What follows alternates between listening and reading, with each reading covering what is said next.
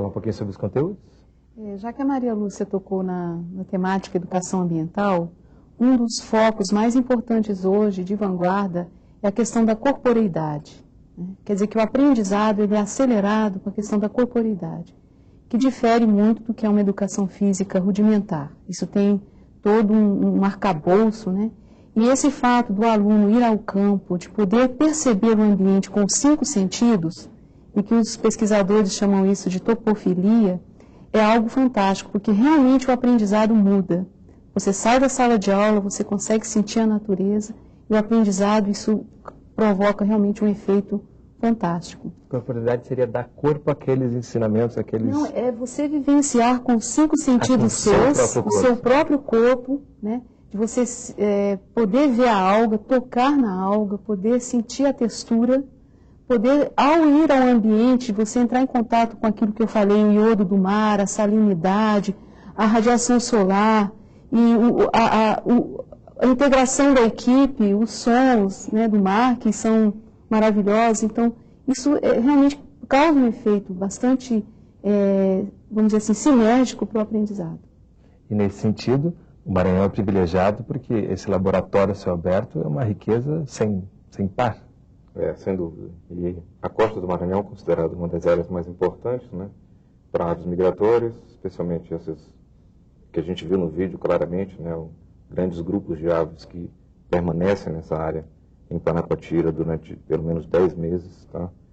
Essas aves vêm da América do Norte para cá, passar o inverno, e o que acontece? Mostra-se claramente que é um laboratório, né, a céu aberto para qualquer, né, série do ensino médio, no caso, né, especificamente.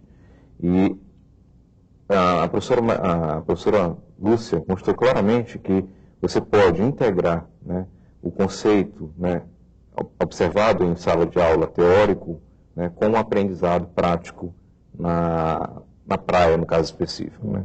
Então, eu vejo isso como fundamental para a primeira sensibilização do aluno com relação ao que é a conscientização com relação à conservação da natureza nesse caso. Então, assim se aprende a respeitar a natureza, dessa forma clara, como tem mostrado. Isso é uma verdadeira educação ambiental nesse sentido, né? É praticamente só isso. E nesse sentido, essas áreas do Maranhão, elas são áreas de preservação reconhecidas internacionalmente? Existe isso, sim. Existe uma convenção internacional, denominada Convenção Ramsar, que registra no globo terrestre áreas potencialmente produtivas. E no caso, as reentrâncias maranhenses, e contígua a ela existe a Baixada Maranhense, são áreas de grande riqueza de diversidade biológica. Tanto que os maçaricos já reconhecem isso, porque é como se esse local fosse um poço de combustível para um viajante. Ele precisa parar, repor as energias, abastecer o veículo para poder seguir a viagem adiante. É isso que os pássaros fazem, né? E a aula da Maria Lúcia mostra essa conexão da rede trófica, das conexões que tudo começa com a planta, tudo começa com aquele ser que consegue captar eficientemente a energia do sol e consegue formar a glicose ali na sua base, na sua estrutura, na sua biomassa. E qual a relação dessa planta com o maçarico? Na realidade, não é uma relação direta, mas indireta, porque ali vão haver seres vivos, microscópios, que vão se alimentar dessa macroalga, né, e que vão servir de alimento para o maçarico. Então, é como se realmente nós vamos lá na teoria, a questão da pirâmide, né, existe uma base da pirâmide, existe um topo. O maçarico estaria mais ou menos no topo dessa pirâmide, mas a base é a alga. E ela tem a estrutura com H. Além disso, ela permite a colonização na sua superfície de algumas outras microalgas pequenas. É como se fosse assim um filé mignon para aqueles organismos que vão se alimentar, raspadores, detritívoros dessas formas de vida. E nesse sentido, essa complexidade do meio ambiente, né, essa relação, a cadeia alimentar, isso tudo também fica muito claro quando você vai a campo, né? Para o aluno, a percepção do ambiente, ela se torna uma conquista. E enquanto conquista, ele pode passar a intervir. Quando você não conhece, quando você não se apropria, e nós que de alguma maneira, historicamente, pertencemos aos movimentos sociais, contribuímos de alguma forma na sociedade civil organizada de alguma outra forma, nós percebemos isso de uma maneira bastante nítida. Quem não consegue se apropriar não consegue ter intervenção social. E essa intervenção é no sentido de se comprometer com o ambiente. Você não se compromete com aquilo que você não necessariamente não conhece, aquilo que você necessariamente não percebe. Então, esse passo para o alunado é bastante importante, porque ele passa realmente a ter uma outra percepção do ambiente. Ele não percebe, como a gente poderia imaginar, essa espécie isolada, ele não vai passar a fazer campanhas isoladas para defesa desse ou daquele elemento. Ele começa a ter um compromisso com a manutenção, com o processo de preservação. E essa é a reconquista. Então, esse processo de reconquista é que, na verdade, o identifica, é o que, na verdade, o torna realmente capaz de exercer todos os outros princípios de cidadania. É isso que, em princípio, em educação, através de biologia, a gente também pode buscar. É buscar uma nova visualização do que seria essa biologia interagindo com as questões sociais, interagindo com as questões de preservação, interagindo com as questões ligadas à preservação de patrimônio de uma maneira mais contundente, de uma maneira mais incisiva, aonde ela realmente, a cada dia que passa, possa exigir, inclusive de outros poderes, do poder público, que tenha uma significação maior, possa exigir um maior comprometimento.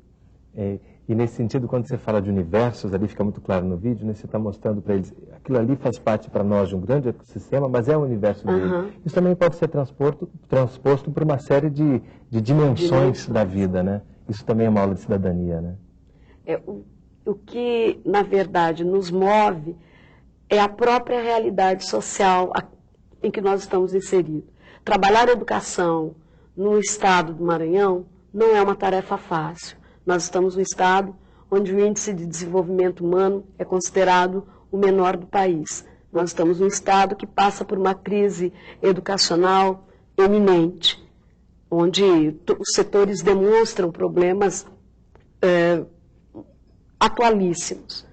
E essa perspectiva é uma perspectiva que não exclui a possibilidade de mudança. Trabalhar com educação ambiental significa também trabalhar de uma maneira fundamentada com todos esses problemas e encarar essa realidade educacional. Não deixar de fazer as coisas, porém alertar, sugerir, propor, inferir uma nova possibilidade de ação.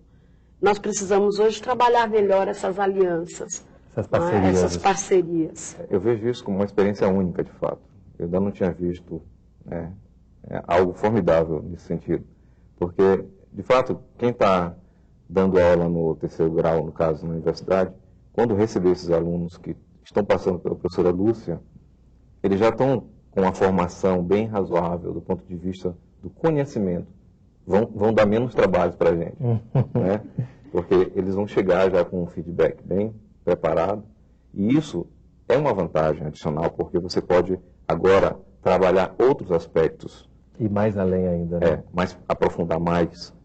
Ou seja, mostrar que aquele conhecimento acumulado, né, naquela passagem do ensino médio pode agora ser extrapolado.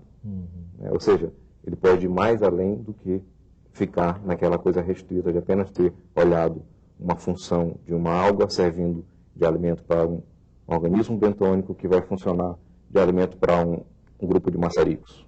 Né? Mas todo o processo funcional a nível mundial, ou seja, qual é a expectativa disso em termos de conservação global? Então, ele já tem uma noção de que é importante preservar um único sítio migratório, que é a praia de Panapatira, mas que é um sítio que, se ele não for preservado, o ciclo migratório não é realizado, porque é uma área de fundamental importância no estabelecimento das populações.